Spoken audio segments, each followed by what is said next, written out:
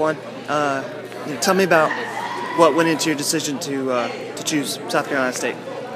Well, I talked to the coaches, and it was a good fit for me and my family. It's close, so my family could come to all my home games. And they just got a good system, and it fits the scheme of what we did at Chelsea High. Okay. What were some of the other schools you looked at? App State, Appalachian State, Wofford, Duke, North Carolina State. Okay.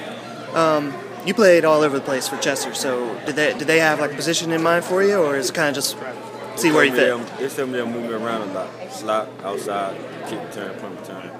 So we'll see. All right. Your mom gave a nice speech up there. What'd you think of that? I thought that was nice, but might be a little embarrassing in front of a bunch of classmates. It wasn't embarrassing because I know my mom. She always do that, but I love her. Yeah. Well, it's obvious she's got your back. Yes, sir. I always had it.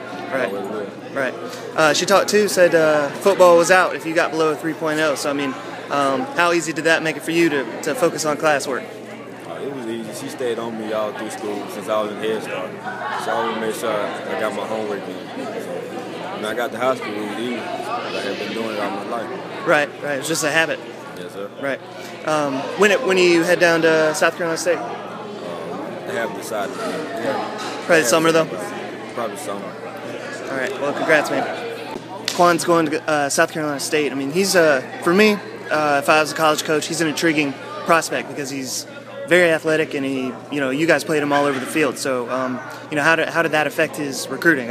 He was coveted, I think. Yeah, he was coveted, well coveted as far as his recruiting was concerned. He had a lot of offers in there, but I told him, kind of take his time because that's where he's going to spend the next 4 years of his life. Some of the schools he told me that were looking at him, I mean, you got to have grades to go to those schools. So I think his mom back there was saying that he couldn't play if he didn't have a 3.0.